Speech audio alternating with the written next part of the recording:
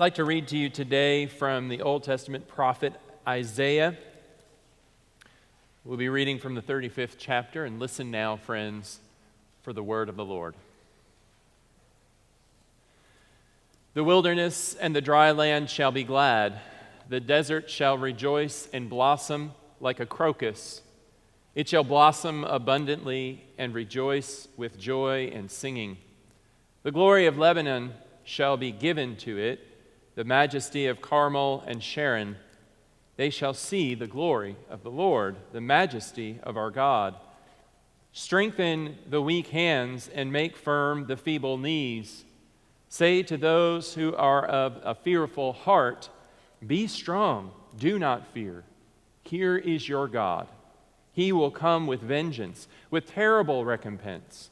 He will come and save you. Then the eyes of the blind shall be opened, and the ears of the deaf unstopped. Then the lame shall leap like a deer, and the tongue of the speechless sing for joy.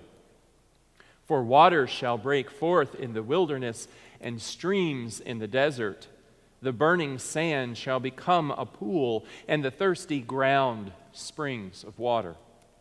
The haunt of jackals shall become a swamp. The grass shall become reeds and rushes. A highway shall be there, and it shall be called the Holy Way. The unclean shall not travel on it, but it shall be for God's people. No traveler, not even fools, shall go astray. No lion shall be there, nor shall any ravenous beast come up to it. They shall not be found there, but the redeemed shall walk there. And the ransomed of the Lord shall return and come to Zion with singing. Everlasting joy shall be upon their heads. They shall obtain joy and gladness, and sorrow and sighing shall flee away. This is the word of the Lord. Thanks be to God indeed. Friends, thanks be to God for this day, this time that we can be together, this rally day, this start maybe of a new chapter in many respects. It is a new year of education and programming here at the church. It comes with newness in the form of a new time of worship. It is 11 o'clock now. Please, it's not time to get up and leave yet.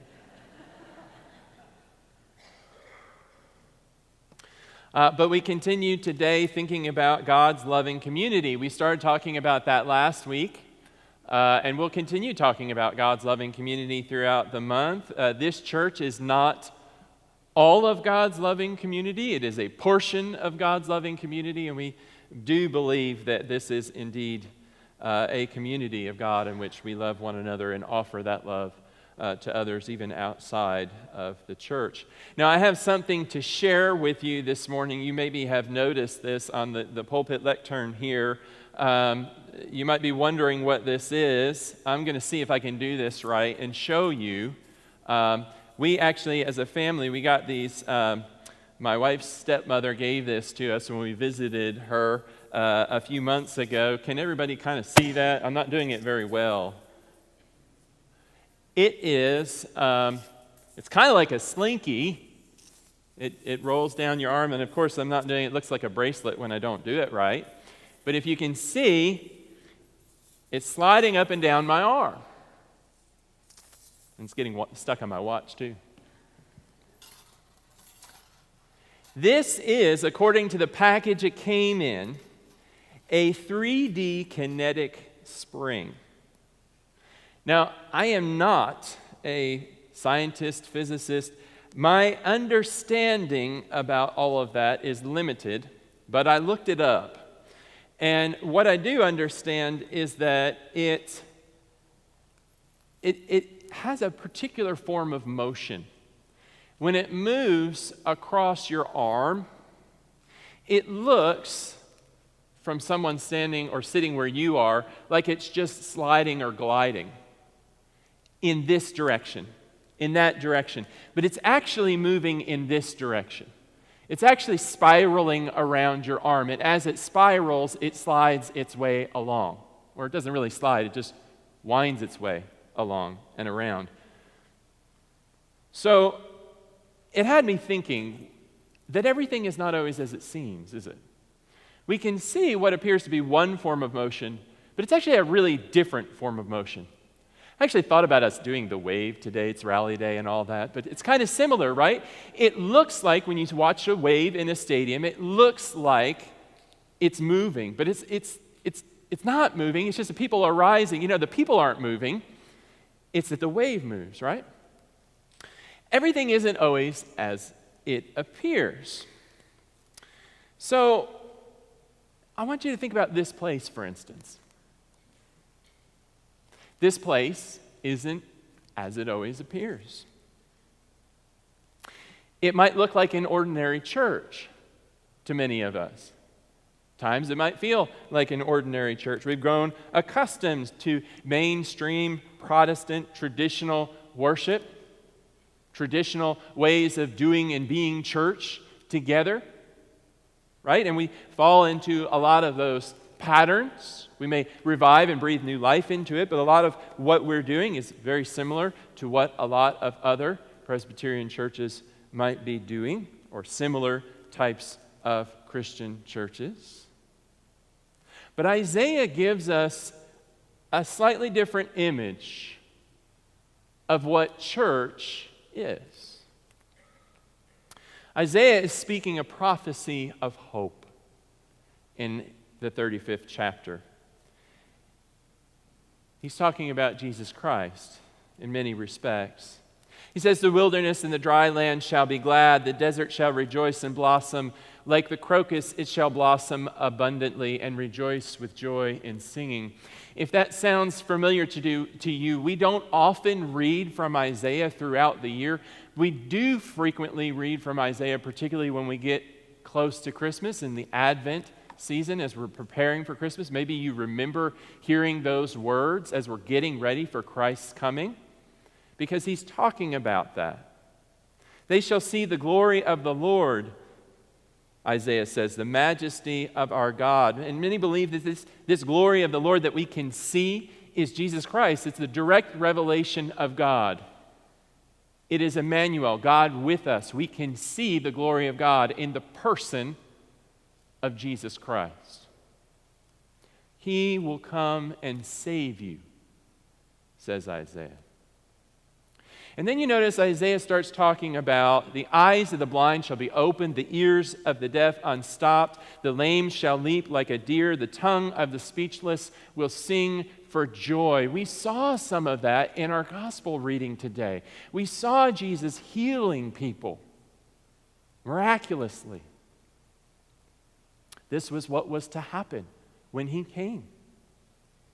It's what Isaiah said would happen when Jesus would be in our midst.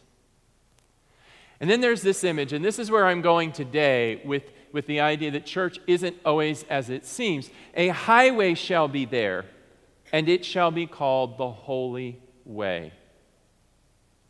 It shall be for God's people. No traveler, not even fools, shall go astray.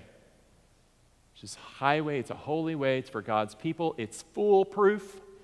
Good news for me, right? No lion shall be there. The redeemed shall walk there, and the ransomed of the Lord shall return. This highway that Isaiah is talking about is the place that God makes for God's people to travel upon. It is free from peril. Do you hear that? The lion will not be there. It is free from disease and famine because the Lord is able to heal and cleanse and give strength to us. It is a place of goodness. It is a place of wellness and wholeness for all of the people. And even in that, it is a place that leads to an even greater place. To me, I think of the church in that way. This is a wonderful place. It is a place of wholeness, of wellness, of healing. Sure, it's not perfect. We say that every week. But it is a place that God has given us. It is a community where we get to be God's loving community together, and even still, it leads to a greater place. This is the community we are when we are at our best. God's loving community. This is the community that we are indeed called to be. Now, I'd like to give you some examples today. Bear with me. And none of these people know that I'm going to talk about them, so I ask for their apologies. But in a few minutes, we're going to go outside and dedicate our new playground to Martha Moore. And when I think about God's beloved community, she is definitely one of the saints I think on. Now, she hasn't been able to make it to church in a while. Much of her family is here today, and we're grateful for that. But whenever I have visited with her, she has mentioned how many of you have reached out to her. Letters, phone calls, cards, visits. She said that people have been so kind and loving towards her, and I couldn't help but think, well, yes, this is a kind and loving church. But then I also couldn't help but think about all the kindness and love she's shown the rest of us. That's God's loving community. How that came about, that the playground was decided that it would be dedicated in honor of her, was that it came up from the preschool staff and teachers themselves, from the impressions that she has made with them, and the love that they've enjoyed together. And we had a celebration for her last week where she is living now. And had so many of you were there. And what a wonderful idea that was, to be able to celebrate our love together and the difference she's made in this place. What a wonderful gesture, and what a wonderful community. Now I'm thinking of another couple in the congregation who did not know I was going to talk about them. So you'll have to pardon me, but Terrell and Helen Claire, this is their most likely last Sunday with us. At least they might come back and visit, and we hope they will, but they're moving very soon, and we all will miss them dearly.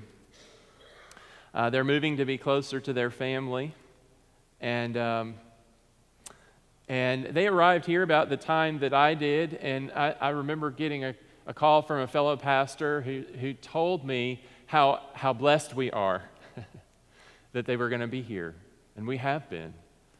And wherever they go, that church will be blessed as well. But Terrell and Helen Claire have contributed, as do so many of you, to this loving community, God's beloved community, by participating in the things that we're doing, by being faithful when God has called them to do something, and by doing so with grace and love and generosity of spirit. We know that indeed where you go will be blessed, and that we go with you in spirit. And because we are all a part of God's loving community, we know that we go with you and that we will be united forever in God's heavenly kingdom. And that is a thing of joy for me. Now, I could single out dozens and dozens and dozens of you. I felt like we could lift up and celebrate these few of you today for the reasons that I stated.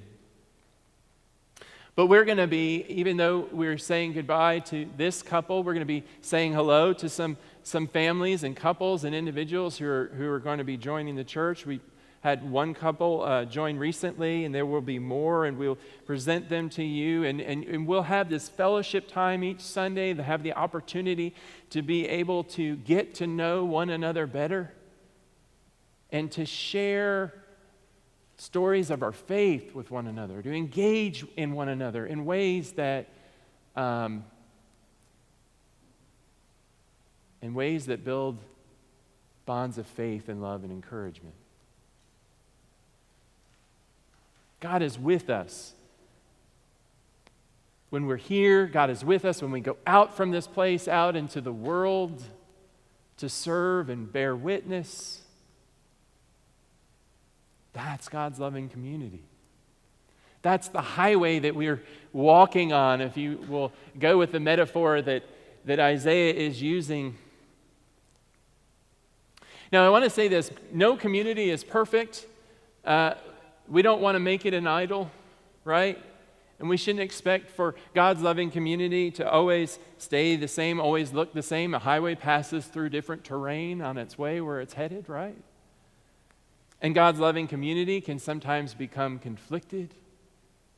And we can be in turmoil and see things differently. We're human and trying to find our way on the path. But we'll try. And God's loving community is a joy and a gift that we get to share and struggle together. Friends, God's beloved community is a highway we can travel together by the grace of God, with the grace of God, towards the grace of God. And so we'll walk it together, shall we? Let's celebrate, let's be God's loving community together this Sunday and every day as the church.